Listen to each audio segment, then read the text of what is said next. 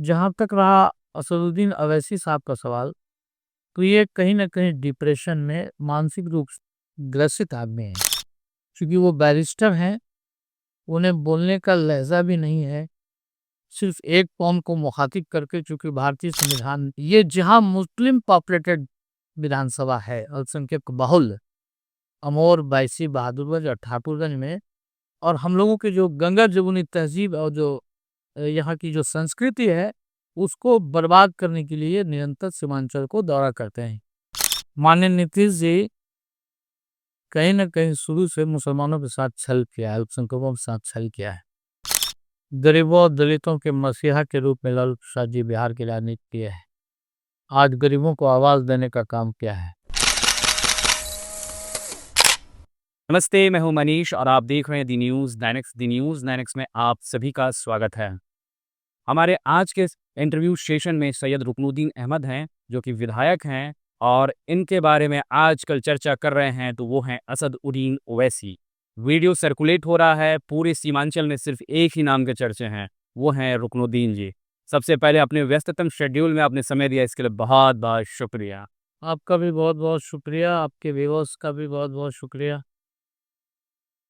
सीमांचल की हवा में सिर्फ आपका नाम गूंज रहा है, ऐसा क्यों? देखिए, आदमी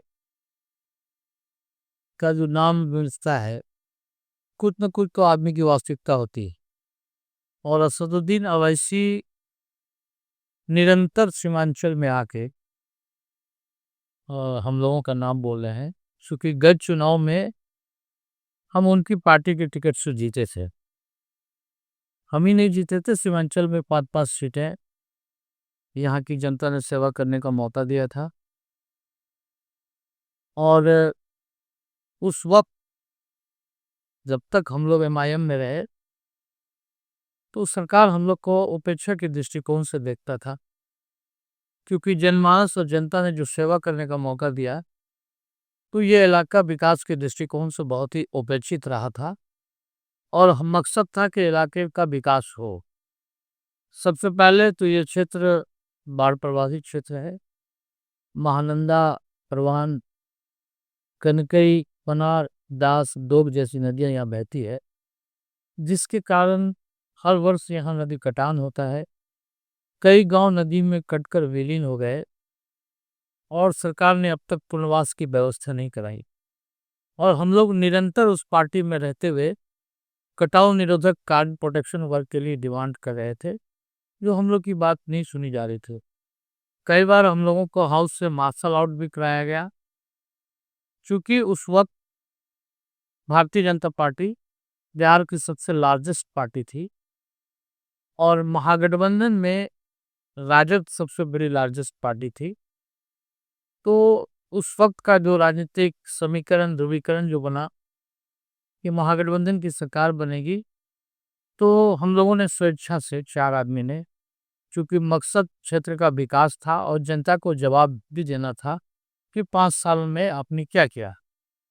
तो हम लोग 4 आदमी गए, तो लार्जेस्ट पार्टी आरजेडी हुई, और नीतीश जी के नेतृत्व में महागठबंधन की सरकार बनी, और जिसके उप मुख्यमंत्री हमारे पार्टी के माननीय नेता आदरणीय तेजस्वी प्रसाद यादव जी बने, और उनके पास जो मंत्रालय था, वो ग्रामीण कार्ड था, आपको हेल्थ था, स्वास्थ्य था।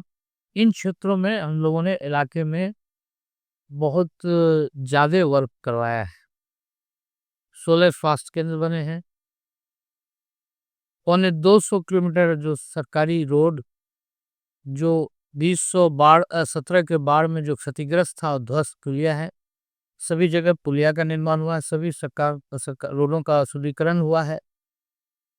और जो फ्लड प्रोटेक्शन वर्क है, हमने 52 प्लेसेस पर सरकार में आने के बाद, जो ये 17 महीना की सरकार रही, तो उसमें हम लोग 52 जगह पर जो प्रोटेक्शन वर्क है, वो हम लोगों ने करवाया है।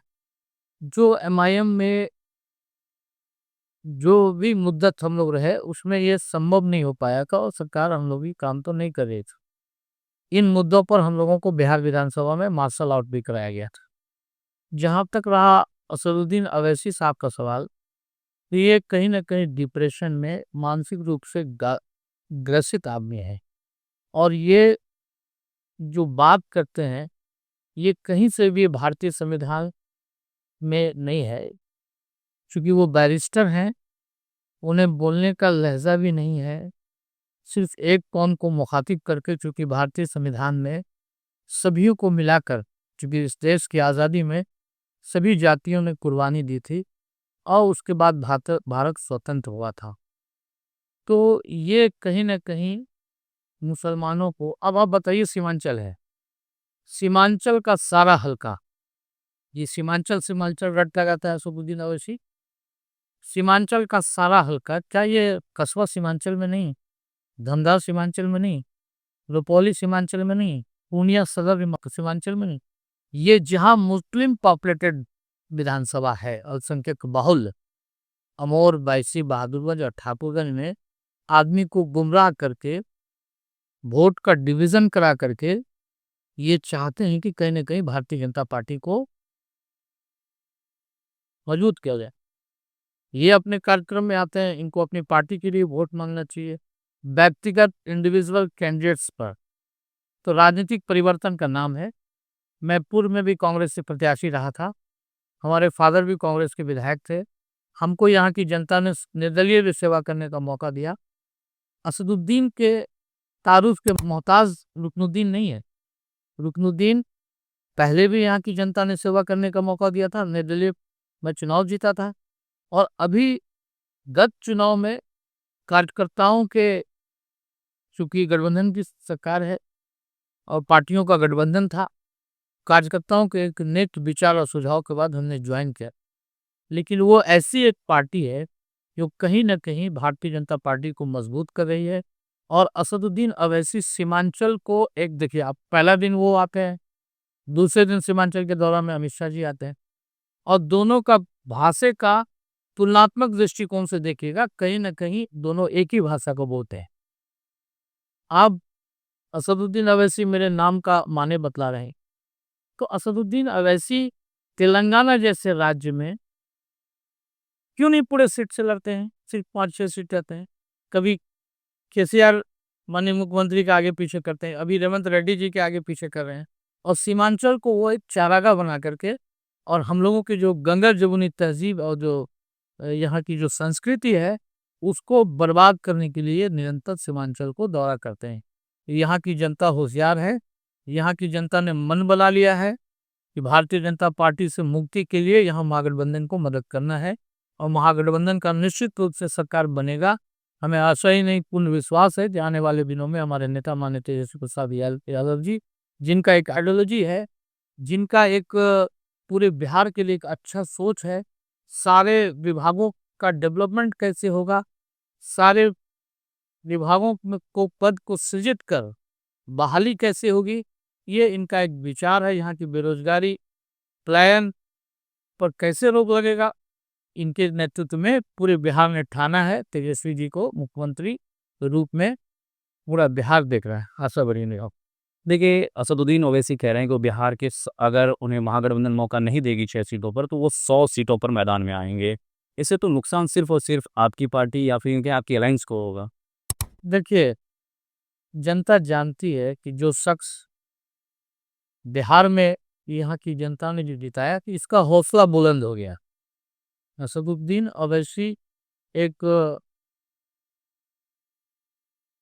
शेरवानी पहन करके और अपनी चर्ब जबानी से लोगों को गुमराह कर रहे हैं। आप देखा होगा कि बिहार के चुनाव के बाद इन्होंने 30 सीट से वेस्ट बंगाल में भी एक्सरसाइज किया, वहां इनका खाता भी नहीं करा। उसके बाद उत्तर प्रदेश में, जहाँ मुसलमानों का पॉपुलेशन ज्यादा है, उत्तर प्रदेश में भी इन्होंने किसी न किसी रूप में माननीय मुख्यमंत्री योगी आदित्यनाथ जी को सत्ता में बैठाने के लिए अथक प्रयास किया, और प्रयास में सफल भी रहे। वहाँ अखिलेश जी ने जो विकास किया था, उसके बाद इन्होंने प्रैक्टिकल झारखंड में भी किया। वहाँ भी जो सेकुलर तत्व है, जो सेकुलर ताकत है, उन्होंने वहाँ भी इनका खाता खोलने दी। उसके बाद दिल्ली में भी ये तो क़यामत बर्पा करते हैं, आंख बंद करके तकरीर करते हैं। ये हमारे कायद नहीं हो सकते, ये हमारा क़यादत नहीं कर सकते। हमारा क़यादत जहाँ से होना है, वहाँ हो रहा है। इस मुल्क में मुसलमान महफूज कैसे रहेगा? जो संविधान में जो विपरीत कानूनें बना रही भारतीय जनता पार्टी, इसको तोड़ने के लिए सारे लोगों को, महागठबंधन को मदद करना होगा, चूंकि महागठबंधन अल्पसंख्यक, दलित, महादलित, पिछड़ों की बात करती है और ये कहीं ना कहीं भारतीय संविधान को मनुस्मृति के रूप में काम कराने के लिए जो भारतीय जनता पार्टी का संस्कृति है, उसमें इनका बहुत बड़ा योगदान है। हालिया अमित शाह बिहार आए थे और बिहार के सीमांचल आए और अवैध घुसपैठिया एक मुद्दा बना, इस पे क्या कहना? हम लोग भी चाहते हैं कि देश की कैसी सुरक्षा व्यवस्था है, बॉर्डर की कैसी चौकसी है। माननीय नरेंद्र मोदी जी, माननीय अमित शाह जी देश के प्रधानमंत्री और गृह मंत्री हैं। इनका सीआरपीएफ, इनका पुलिस फोर्स क्या करता है? अगर घुसपैठिया आया है तो उसको चिन्हित करके देश से बाहर निकालना चाहिए। ये देश भारतीयों का देश है। घुसपैठी आना ये भारत सरकार का नाकामी दर्शाता है। हमारा अगला और महत्वपूर्ण सवाल बिहार से है और बिहार में आगामी चुनाव है। 38% के मतदाता के मालिक राजद कहे जाते हैं और 32% के मालिक नीतीश कुमार कहे जाते हैं। नीतीश कुमार इस बार माइनॉरिटी प्रेम दिखा रहे हैं, इसको कैसे रोकिएगा? देखिए, माननीय नीतीश जी कहीं ना कहीं शुरू से मुसलमानों के साथ छल किया है, अल्पसंख्यकों के साथ छल किया है। मुसलमान बहुत उम्मीद और आस्था भरी नजरों से इन्हें देख रहा था। लेकिन जब भी भारत के पार्लियामेंट में एंटी मुस्लिम लॉज आए जो संविधान के विपरीत है, इन्होंने भारतीय जनता पार्टी का साथ देकर यह साबित कर दिया ये मुसलमानों के हितैषी नहीं हो सकते और ये इनको आगे आने वाले दिनों में भी हमें उम्मीद है कि मुसलमानों की हिमायत इन्हें हासिल नहीं है।